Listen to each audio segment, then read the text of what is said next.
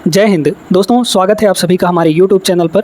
आज के क्लास में परसेंटेज का चौथा पार्ट लेकर आए हैं। इससे पहले 3 पार्ट अपलोड हो चुके हैं, नहीं देखें आप लोग तो प्लेलिस्ट बना हुआ है, जाके आप लोग देख सकते हैं। तीनों पार्ट बेसिक से हम लोग पढ़ रहे हैं परसेंटेज को, क्योंकि ये एक ऐसा टॉपिक है जो आपके आगे आने वाले हर एक टॉपिक में यूज़ होता है।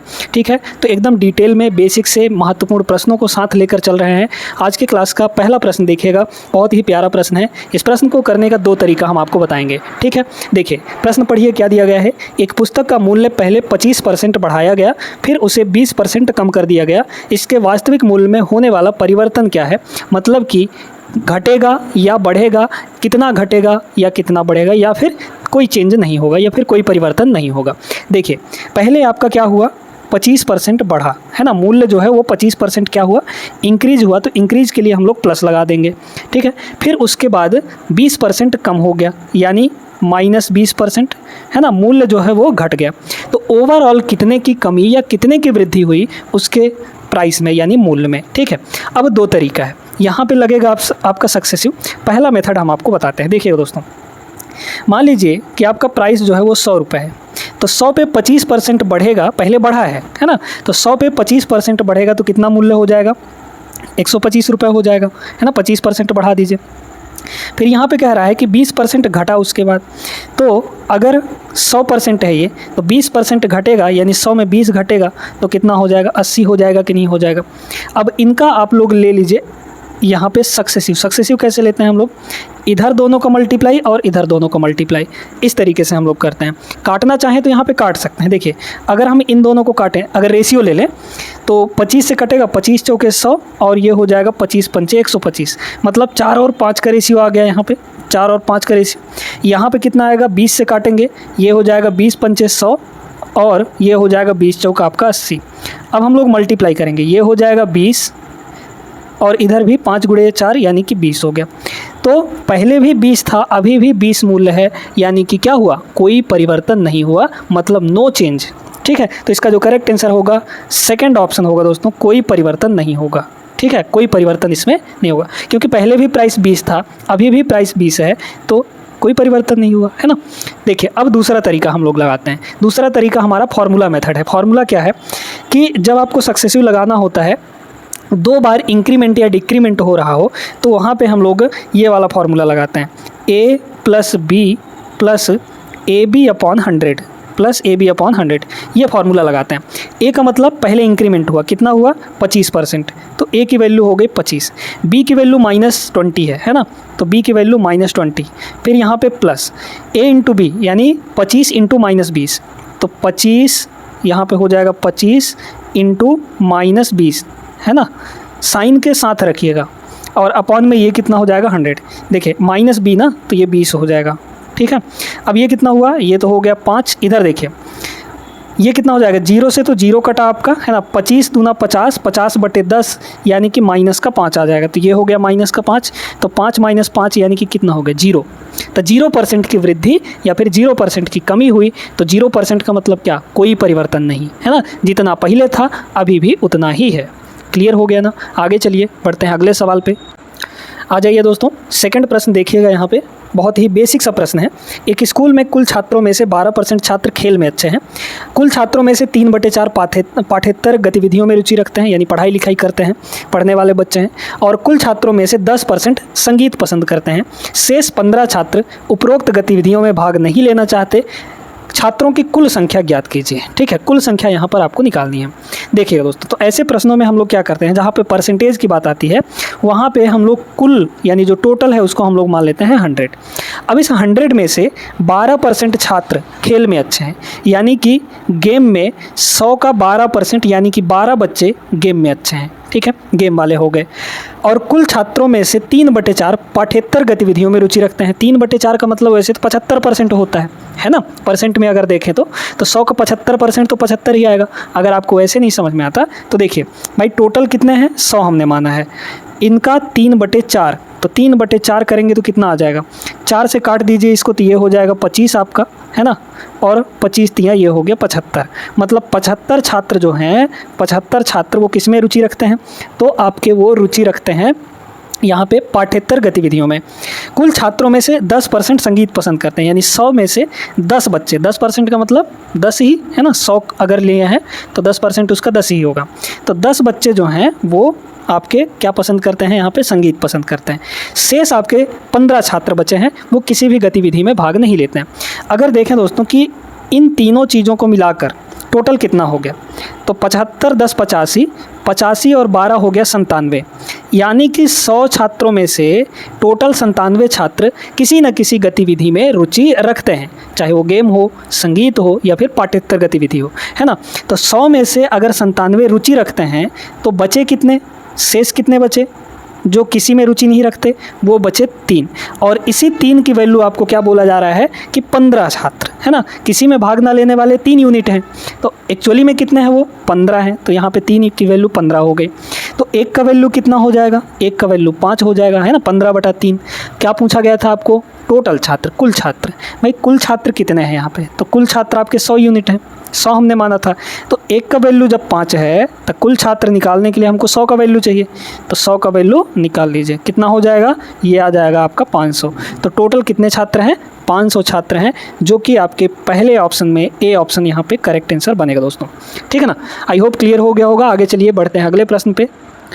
अगला सवाल ये रहा दोस्तों, बहुत ही प्यारा सा सवाल है। प्रश्न पढ़िए क्या दिया गया है। एक संख्या में 30% की कमी की गई, फिर 30% की वृद्धि हुई, फिर दोबारा 30% की वृद्धि हुई, संख्या में कितने प्रतिशत की शुद्ध कमी या फिर वृद्धि हुई। ठीक है, देखिएगा पहले 30% बढ़ा, इसमें आप सक्सेसिव लगाई, वो वाला तरीका है ना। भाई पहले 100 था तो क्या हुआ 130 हो गया, मतलब 30% बढ़ गया। फिर कह रहा है अच्छा कमी हुई ना, पहले कमी हुआ तो कमी का मतलब 100 में 30 कमी करेंगे कितना हो गया 70 हो गया। फिर कह रहा है कि 30% बढ़ा, तो 30% बढ़ाएंगे तो ये हो जाएगा 130। फिर कह रहा है दोबारा 30% बढ़ा, यानी कि 100 में से फिर वो 130 हो गया, है ना, फिर वो 130 हो गया।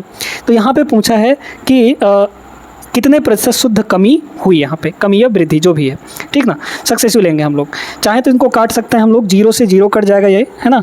रेशियो हम लोग ले लेते हैं, ठीक है, रेशियो यहाँ भी 0 से 0, यहाँ भी आपका 0 से 0। तो देखिए इधर कितना हो गया आपका 10 × 10 × 10 यानी कि 1000, ये हो गया 1000 आपका।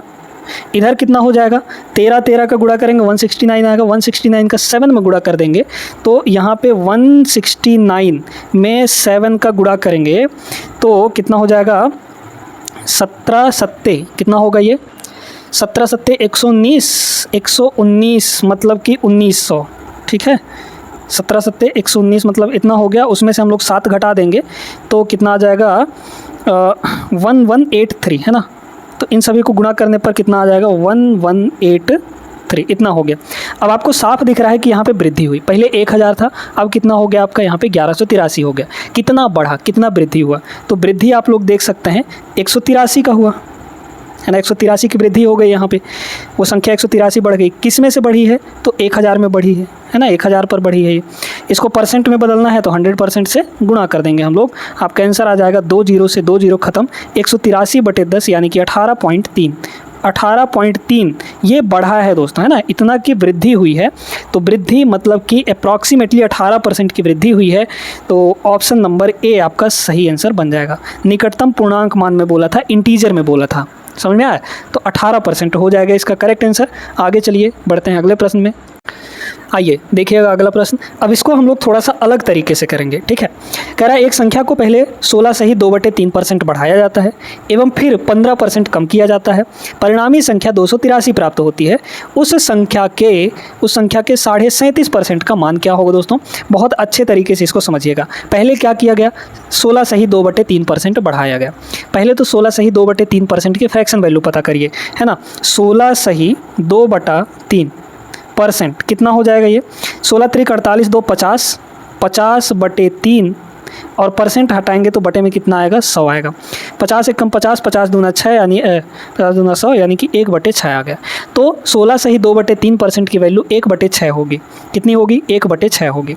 मतलब ये हुआ कि बढ़ाया गया है ना, 1/6 आया है, बढ़ाया गया है मतलब 6 पर 1 बढ़ाया गया है, 6 पर 1 बढ़ाया गया है, यानी कि पहले 6 रहा होगा उसमें 1 बढ़ाया गया तो वो 7 हुआ।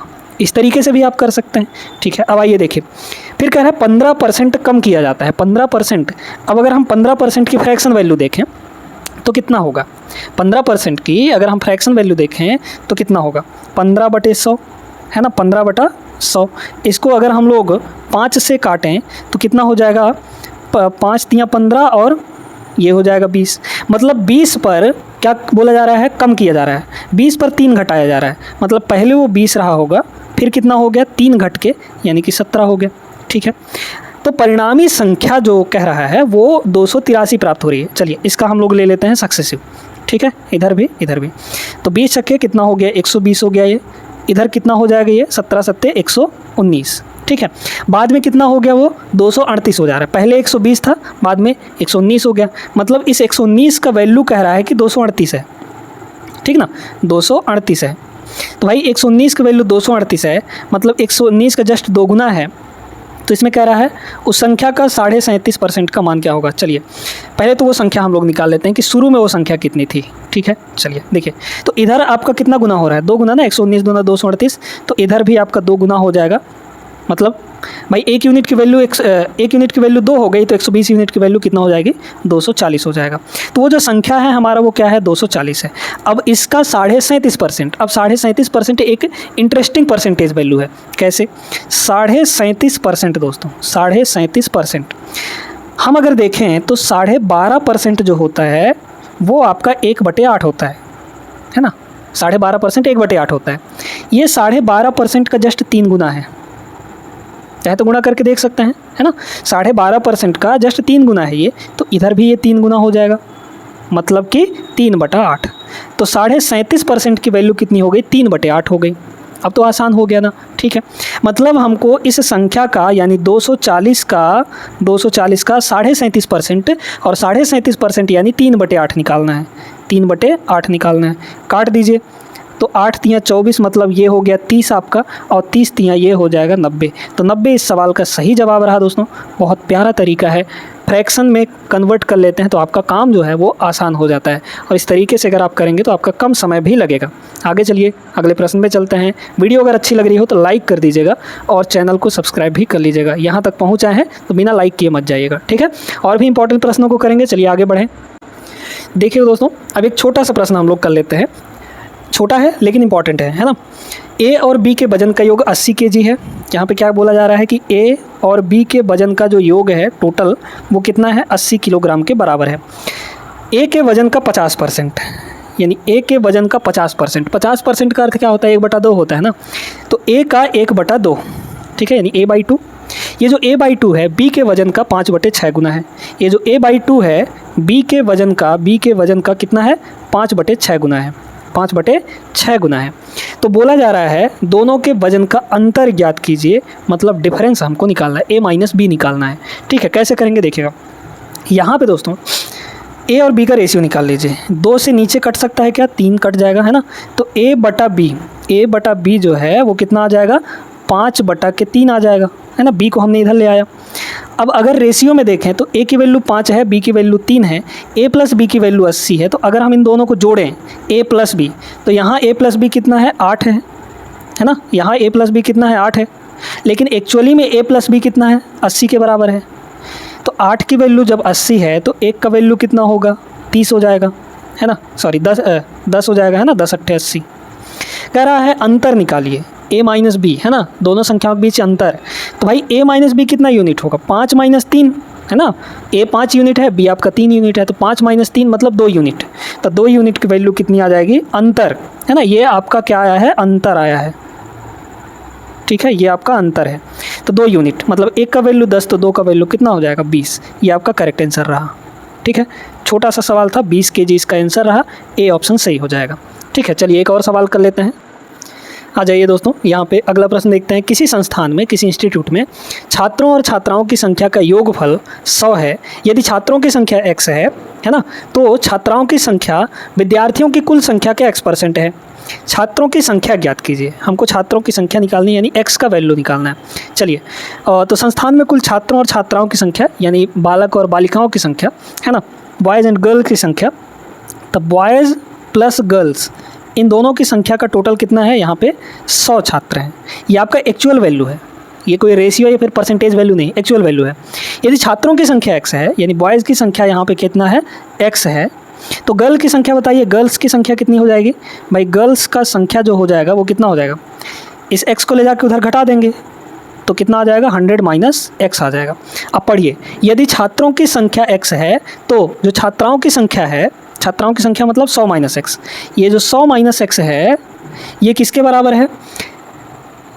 विद्यार्थियों की कुल संख्या के x%। विद्यार्थियों की कुल संख्या कितनी है यहाँ पे? तो विद्यार्थियों की कुल संख्या आपकी 100 है। इस 100 का x%, अब परसेंट हटाते हैं तो बटा में कितना आता है? 100 आता है। ठीक है, 100 से आपका 100 कट जाएगा, x उधर जाके आपका जुड़ जाएगा तो 100 इक्वल टू हो जाएगा 2x, यानी x की वैल्यू कितनी आ गई यहाँ पर? 50 आ गया। ठीक है, तो छात्रों की संख्या कितनी आ जाएगी? 50, है ना? छात्रों की संख्या यही ना था, बॉयज़, है ना? x की वैल्यू 50 हो जाएगी। सिंपल सा सवाल था, आई होप क्लियर हो गया होगा। ठीक है ना, आगे बढ़िए, अगले प्रश्न में चले। देखिएगा यहाँ पे अगला प्रश्न क्या दिया गया है? किसी संख्या के 20% को अन्य संख्या के 36% से जोड़े जाने पर दोनों संख्याओं के योग का 30% प्राप्त होता है। बड़ी संख्या छोटी संख्या से 20 अधिक है, दोनों संख्याएं क्या होंगी? ठीक ना, कह रहा है किसी संख्या का 20%, किसी संख्या का 20%, किसी संख्या का 20% मतलब x का 20%। 20% का मतलब हमेशा याद रखिएगा 1/5 होता है ना? 1/5। तो किसी संख्या का 20% डायरेक्ट करते जाए, अन्य संख्या के 36% से जोड़ा जाता है। अन्य संख्या मतलब y, ठीक है, जोड़ा जाता है y का 36%। अब 36% की थोड़ा सा वैल्यू निकाल लेते हैं। ठीक है, 36% यानी बटा में 100 काटेंगे तो 4 से कटेगा, 4 नहीं हो 36 और 25, ठीक है, यानी 9/25। तो इसका y का 9/25 है ना, y का 9/25 ये जो है किसके बराबर है? तो यहाँ पे बोला जा रहा है दोनों संख्याओं के योग का 30%। दोनों संख्याओं के योग यानी कि x प्लस वाई का 30% यानी 3/10। ठीक है, इतना है। अब बोला गया कि बड़ी संख्या छोटी संख्या से 20 अधिक है, मतलब ऐसा कह सकते हैं कि दोनों के बीच अंतर 20 का है ना, इस तरीके से भी हम इसको बोल सकते हैं। तो दोनों संख्याएं ज्ञात करनी है यहाँ पे। चलिए आ जाइए, पहले तो इसको सॉल्व करेंगे हम लोग। कितना हो जाएगा? तो नीचे हो गया आपका 25 है ना, ऊपर हो जाएगा 5x प्लस 9y है ना, ये हो गया इक्वल टू इधर कितना होगा? तो इधर आपका हो जाएगा ऐसे 3x प्लस 3y और पूरे के बटे में 10, ऐसे लिख सकते हैं क्या? बिल्कुल लिखा जा सकता है ना। 5 से इसको काटिए, 5 दूना 1 10 और 5 से इसको काटेंगे 5 5 25, क्रॉस मल्टीप्लाई करिए, 2 का इधर मल्टीप्लाई, ये हो गया 10x प्लस 9 दूना 18y बराबर उधर गुणा करिए तो कितना हो जाएगा? 15x प्लस आपका 15y है ना, ये हो गया। तो यहाँ पे थोड़ा सा हम लोग कर लेंगे, देखिएगा कितना हो जाएगा? 15y इधर आके घटेगा तो 3y हो गया बराबर 10x उधर जाके घटेगा तो 5x हो जाएगा। मतलब x और y की जो रेशियो है वो कितनी आ गई? x और y की जो रेशियो है वो आ जाएगी अपनी 3/5 है ना, 3/5। अब क्या बोला गया कि दोनों संख्याओं के बीच में जो अंतर है ना, अंतर है वो कितना है? 20 का है। या फिर ऐसे बोला गया है बड़ी संख्या जो है छोटी संख्या से 20 अधिक है। अगर यहाँ पे देखें तो बड़ी संख्या छोटी संख्या से कितना अधिक है? 2 अधिक है ना। इसी 2 की वैल्यू कितनी दी गई है? 20 दिया गया है। तो 1 का वैल्यू कितना हो जाएगा? 10। दोनों संख्याएं निकालनी है हमको, दोनों संख्याएं है ना। तो यहाँ पे 1 की वैल्यू हो जाएगी 10। तो दोनों संख्याएं हमारी कौन कौन सी हैं? दोनों संख्याएं हैं यहाँ पे, एक तो 3 है, एक 5 है। तो 1 की वैल्यू जब 10 है तो 3 का वैल्यू हो जाएगा 30 और 5 का वैल्यू 50। तो 30 और 50 इसका करेक्ट आंसर, जो कि आपके डी ऑप्शन में है दोस्तों, ये आपका सही आंसर बनेगा, है ना। तो उम्मीद करते हैं ये भी समझ में आ गया होगा। और आज की ये क्लास कैसी लगी आप लोग कमेंट करके ज़रूर बताइएगा। वीडियो अच्छी लगी हो तो लाइक कर दीजिए, चैनल को बिना सब्सक्राइब किए मत जाइएगा, ठीक है, क्योंकि इंपॉर्टेंट चीज़ें हम यहाँ पर आपको करा रहे हैं, आपके रेलवे के एग्ज़ाम्स के लिए और भी SSC के एग्ज़ाम्स के लिए, हर एक एग्ज़ाम के लिए महत्वपूर्ण है ये क्लासेस। तो ज़रूर देखिएगा और अपने दोस्तों के साथ शेयर कर दीजिएगा। मिलते हैं हम लोग फिलहाल अगले वीडियो में, तब तक के लिए अपना ख्याल रखिएगा, पढ़ाई लिखाई अच्छे ढंग से करते रहिएगा। जय हिंद।